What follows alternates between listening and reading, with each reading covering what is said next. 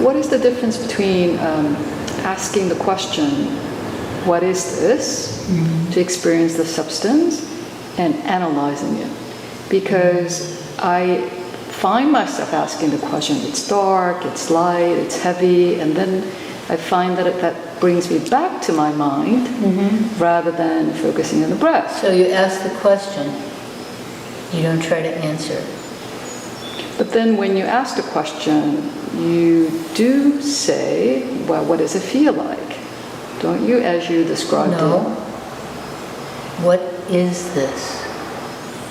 You don't try to pin it down, you try to penetrate. So the analogy is sometimes used like a hot knife through butter. So any answer you give, heavy, light, dark, light in the sense of light, you know, rich, poor, any answer you give like that is, like you say, analysis. But isn't that analysis? It's not letting it be, but just you're cut thinking. through. Use the question to cut through. So if an answer appears, it's automatically false. Okay? It's like looking at a painting that you really love in a museum. If you start analyzing it, oh, this is where red is, oh, this is where yellow is, then you're not seeing the painting. You just look really hard. And the question helps us direct our looking, but we don't have an answer. If you have an answer, then it's already false. Any kind of answer is already false. Okay? So just cut through. We just cut through. Like that. So there's being, feeling, thinking, and doing, all these things are all something that we do it every moment of our lives, but how do we transform ourselves from just checking mind to just the being? Practice. How do we Practice. Practice. Practice. Okay? But also don't make doing, thinking, feeling, being. How can you separate those? Well, we can't. Yeah, exactly. But I think we have tendencies to do that, as Emmanuel was saying. There's much too much of checking going on, and we worry about the orders in which we do things, or whatever. It's just do. So we have these tools at our disposal. Language is one tool. And we use language. I'm using language right now. Language is always false. Anything you say is false. It's just how it's structured. Because language has noun and verb. How can you separate it? How can you do that? How can you separate me from you? How can you separate the floor from the ceiling? You can't, but language does that. So there's this wonderful poem in the Mumonquan. It's my favorite thing in the Mumonquan, and it's, I put it on my desk, I wrote it out and put it on my desk in a frame. And I'm a poet, and this is my poetics, okay, if you know what poetics is. This is like my theory of poetry. And it's the following. Words cannot show truth. Speech cannot point into nature. One who holds words is dead. One who attaches to sentences is lost. So we have this tool called language, and we use it. Also, we have to understand that our minds do not perceive the universe as it is. We're human beings, and our brains have certain kind of patterns, and they fit things into those patterns.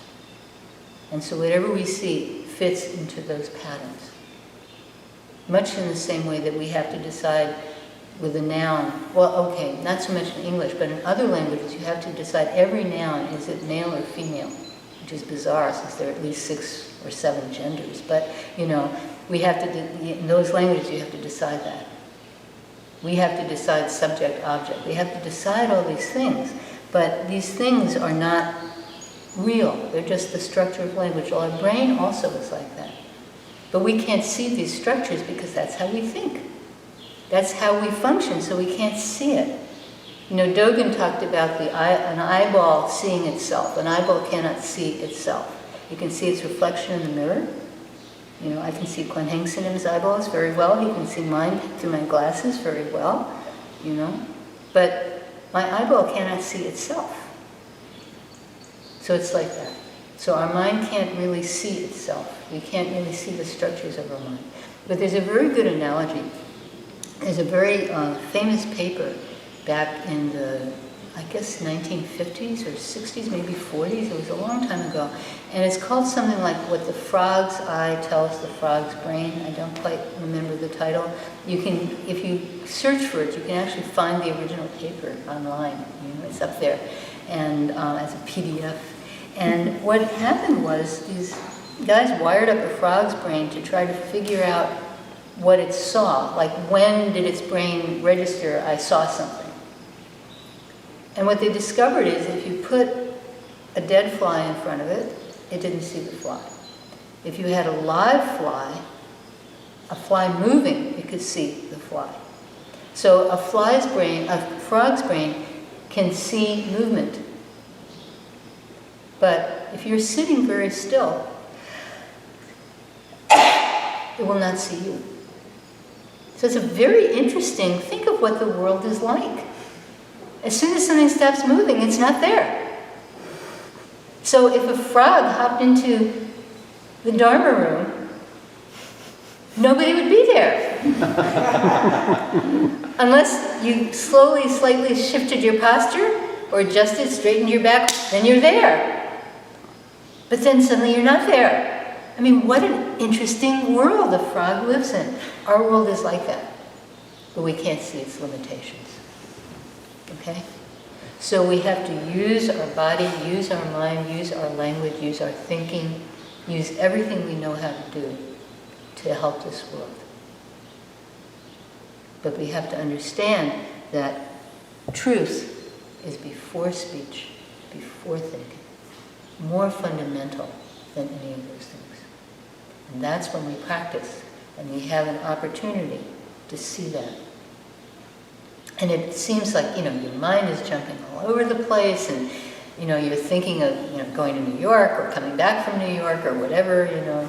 I mean, our minds are just going everywhere. You think about what's going to be for lunch, and, you know, all kinds of stuff is happening in our mind. But believe it or not, just sitting there quietly with a very simple practice, all Zen practices, you ever notice they're very simple?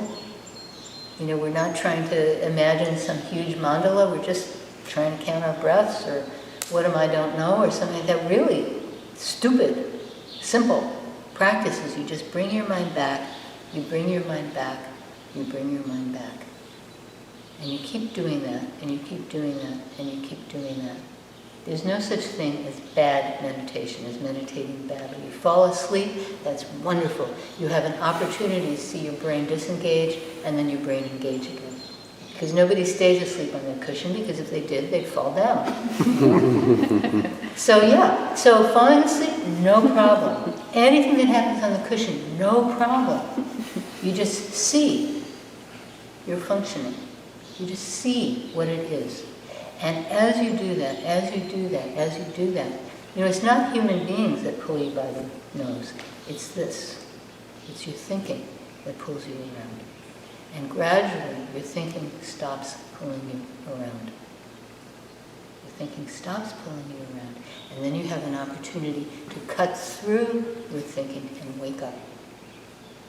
And really see this world as it is.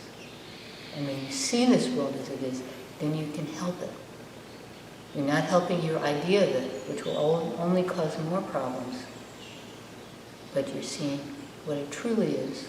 There's no language for that, but you just see it, and then you act appropriately, like that woman grabbing her grandchild, throwing him to safety, like that. Although, probably not so dramatic.